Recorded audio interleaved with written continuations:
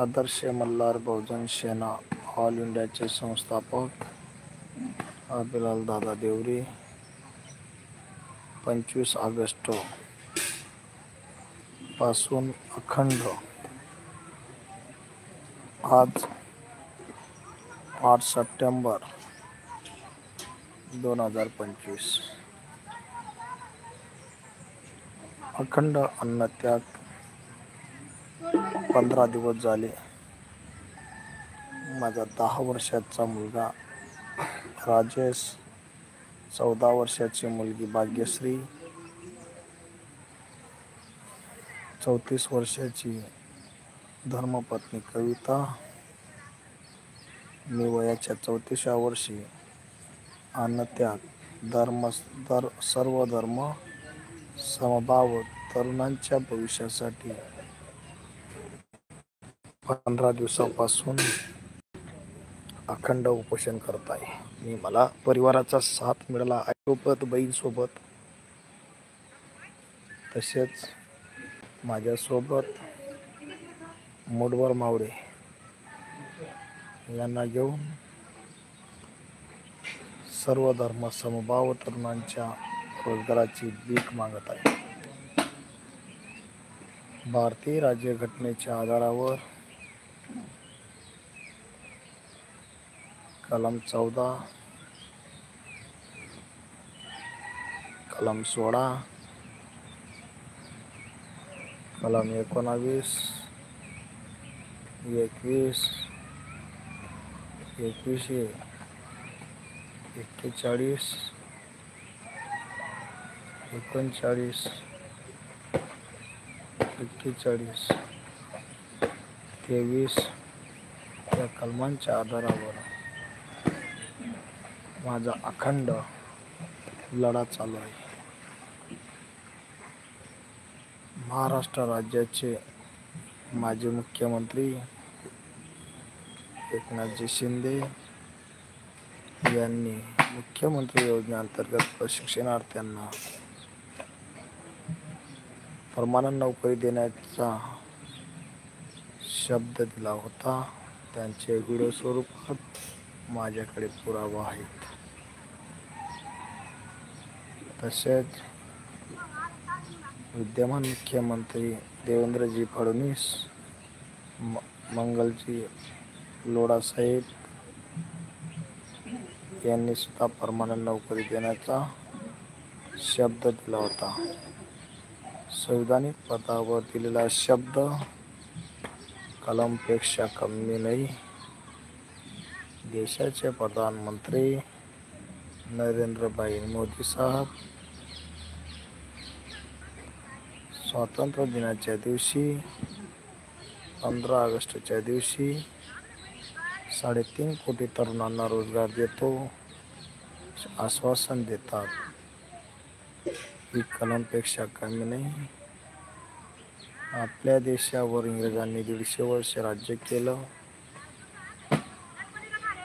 आणि आपल्या देशाचे महापुरुषांनी आंदोलने उपोषणे करून देशाला स्वातंत्र्य मिळवून घेतलं. अभिलाल देवरे स्वतंत्र देशात राहतो.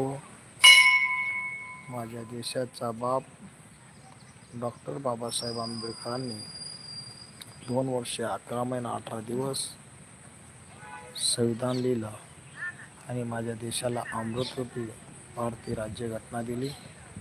राज्यघटनेच्या आधारावर मी शासनाला विनंती करत आहे की पदवीधर आणि 12वी असलेल्या तरुणांना पोस्टाद्वारे शिक्षण देऊन तांडावाडी वस्तीमधून झेडपीत तुम्ही शिक्षक म्हणून रुजू केलं. मी तर मुख्यमंत्री योजनेअंतर्गत इयत्ता 3रीचे वर्ग शिक्षक म्हणून मुख्याध्यापकांचा वर्ग सांभाळलं. कॅटलॉगवरती वर्ग शिक्षक म्हणून माझं नाव आहे. आम्हाला तुम्ही का देऊ शकत नाही? या देशाच्या तरुणांना रोजगार उपलब्ध करून देणं हे शासनाचं कर्तव्य असून तुम्ही दिलेला शब्द पार पाडत नाही तर रोजगार कशा स्वरूपात द्यावा ही सुद्धा मी तुम्हाला पूर्वसूचना दिली. मी भारतीय राज्यघटनेच्या कलम 14, 16, 19, 21, 21A, 23, 39, 41 या कलमांच्या आधारावर रोजगार देऊ शकतात एवढी विनंती करून सुद्धा माझ्या देशाचे, माझ्या राज्याचे सत्ताधारी संविधानिक पदावर असताना मुख्यमंत्री आणि प्रधानमंत्री साहेबांना माझ्या देशाचं आणि अभिलाल देवरेचं पत्र समजत नाही, त्यांना संविधान समजत नाही. कदाचित त्यांनी वाचलेलं नसावं, कदाचित त्यांना वाचता येत नसावे. जर ते संविधानिक पत्र समजत नसेल तर त्यांनी विदेशात जाऊन एखादा वकील शोधावा आणि अभिलाल देवरेंच्या पत्राला योग्य पद्धतीने उत्तर द्यावा, रोजगार उपलब्ध करून द्यावा. हा रोजगार एकटा अभिलाल देवरेसाठी नसून तर 1,34,000 प्रशिक्षणार्थींचं भविष्य आहे. तसेच 10 लाख तरुणांना दिलेला शब्द आहे. तसेच 3.5 कोटी तरुणांना दिलेला शब्द आहे. अभिलाल देवरे एका जातीसाठी नसून सर्व धर्म समभाव, हिंदू, मुस्लिम, शीख, ईसाई सर्वांचा आम्ही बाई अशा तरुणांसाठी अखंड लढा देत आहे. जोपर्यंत शासन निर्णय देत नाही, रोजगार उपलब्ध करून देत नाही, माझा जीव गेला तरी चालेल, पण मी माघारी हटणार नाही. ज्या तरुणांना रोजगाराची गरज आहे ते माझ्यासोबत येऊ शकत नाही, ही लाजिरवाणी गोष्ट आहे. परंतु एखादा व्यक्तीने जरी अन्याय केला, शासन जरी अन्याय करत असेल तर अन्याय करणाऱ्यापेक्षा अन्याय सहन करणारा जास्त पापी असतो. म्हणून या पापी तरुणांना सुद्धा माझा एकच सवाल आहे की शासन तुमच्यावर अन्याय करत आहे, त्यांचा अन्याय करणं योग्य आहे, परंतु तुम्ही ते सहन करत आहे, तुम्ही त्यांच्यापेक्षा जास्त पापी आहेत. तुमच्यासाठी मी रात्रंदिवस इथं बसलो आणि मी मेलो तर शासनाला जेवढं पाप पडेल तेवढं पाप तुमच्यावर सुद्धा पडणार आहे. एवढाच मी तुम्हाला सल्ला देतो. कारण कष्टाने खाल्लेलं सरत नाही आणि फुकटचं पुरत नाही.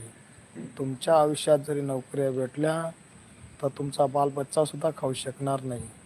याला कारण तुम्ही कष्ट करत नाही. हे पाप तुम्हाला लागू होईल असं मी सत्य परिस्थिती मांडत आहे.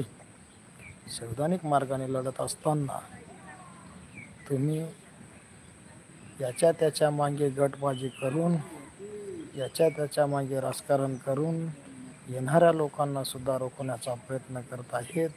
एवढं मोठं पाप या देशात, या राज्यात करणारा तुमच्यासारखा दुसरा कोणी दिसणार नाही. म्हणून हे पाप तुमच्यासाठी अमूल्य किमतीचं आहे. तुमच्यासाठी एखादा संकट बनू शकतं, एवढंच मी या तरुणांना सुद्धा सांगू शकतो आणि शासनाला सुद्धा सांगू शकतो. तर 15 दिवसापासून जगातील पहिला तरुण आहे की 34व्या वर्षी संविधानिक मार्गाने लढणारा आणि सर्व कुटुंबांना घेऊन राज्यघटनेच्या आधारावर बॅनर निवेदन देणारा मी जगातला पहिला तरुण आहे. तरी मला तुम्ही साथ देऊ शकत नाही, ही खरं शोकांतिक आहे. आज असं दिसतंय 2 वर्ष 11 महिना 18 दिवस ज्या बापाने संविधान लिहिलं त्यांच्यासोबत सुद्धा 7 लोकांची बावडी होती. काही मेले तर काही पडून गेले.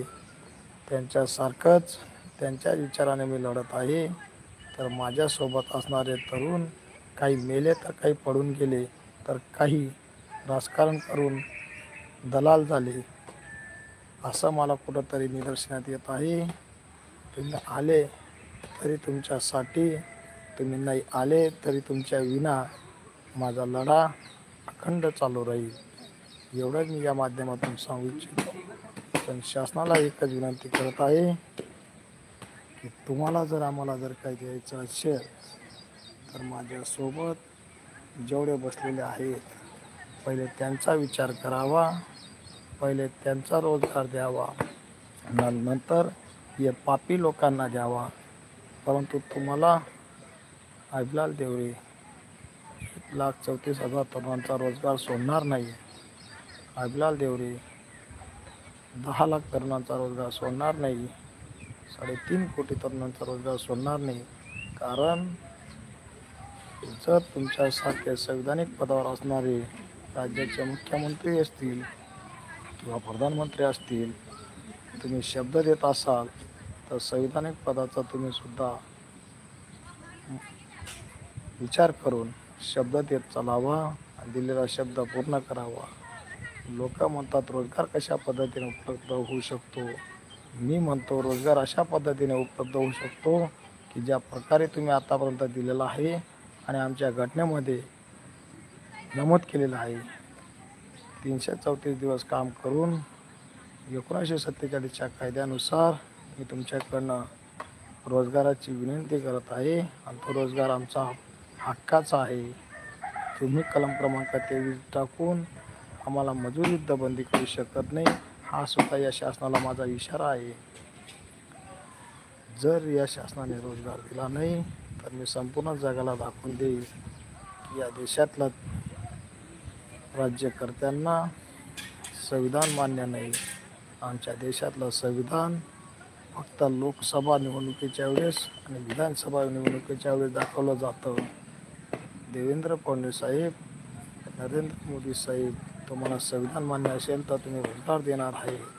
तसेच राहुल गांधी साहेब, लोकसभेच्या निवडणुकीच्या वेळेस तुम्ही संविधान दाखवत होते. संविधान जर तुम्ही दाखवत होते तुम्हाला लाज वाटली पाहिजे. 15 दिवसापासून अभिलाल देवरे स्वतःच्या गावात सुट्रेपाड्यात धुळे जिल्ह्यात अन्नत्याग उपोषण करत आहेत, तरी तुम्ही पाठिंबा देऊ शकले नाही.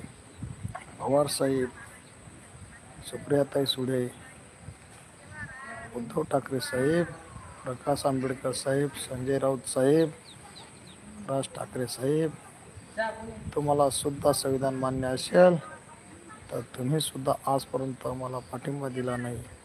ही शोकांतिका आहे. 15 दिवसापासून 25 ऑगस्ट ते 8 सप्टेंबरपर्यंत अखंड लढा देणारा मी जगातला पहिला तरुण आहे. तुम्ही भारतीय राज्यघटनेच्या आधारावर सर्व धर्म समभाव तरुणांच्या रोजगाराचा हक्क मागत आहे. या देशामध्ये नरेंद्र मोदी प्रधानमंत्री जरी असतील तरी आपल्या देशाचे मालक नाहीत तर ते चालक आहेत. या राज्याचे मुख्यमंत्री देवेंद्रजी फडणवीस साहेब, एकनाथजी शिंदे साहेब, अजितदादा पवार हे मालक नसून तर ते चालक आहे. हा देश तुमच्या या विचाराने चालत नसून माझ्या बापाच्या विचाराने चालतो, हे तुम्ही विसरू नका. आणि जे म्हणत असतील हे येतील ते आतील, त्यांना सुद्धा माझा एकच इशारा आहे, मी मेल्यावर येतील की काय, राजकारण करत आहेत की काय, याचासुद्धा तुम्ही विचार करावा.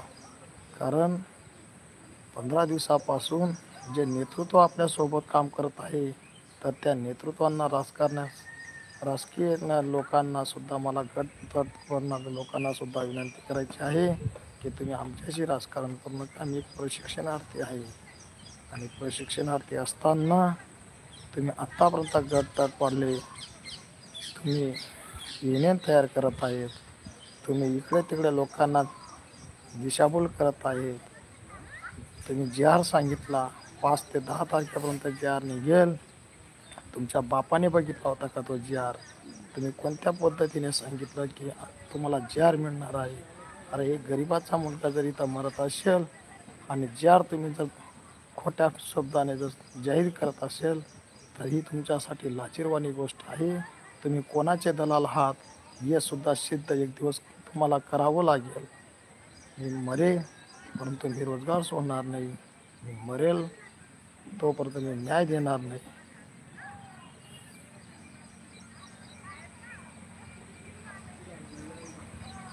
प्रत्येकाला माहिती, संपूर्ण राज्याला माहिती आहे मी धुळे जिल्ह्यातील सुट्रेपाडा तालुका जिल्हा धुळे या गावामध्ये अन्नत्याग उपोषण गेल्या 15 दिवसापासून करत आहे. हे संपूर्ण देशाला माहिती आहे. तुम्ही झोपेत होते की काय एवढंच मला विचारायचं आहे. कमेंट करून सांगू नका. तर पहिले ग्रुपमध्ये पहा. जर एका मिनिटात माझी लिंक सापडू शकते तर तुम्हाला 15 दिवसापासून माझं उपोषण का सापडू शकलं नाही ही शोकांतिका आहे.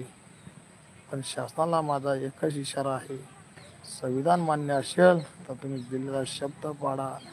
25 ऑगस्टपासून आजपर्यंत 15 दिवस झाले, 8 ऑगस्ट आली, तोपर्यंत शासनाने माझ्या प्रश्नाचे उत्तर योग्य पद्धतीने देऊ शकत नाही.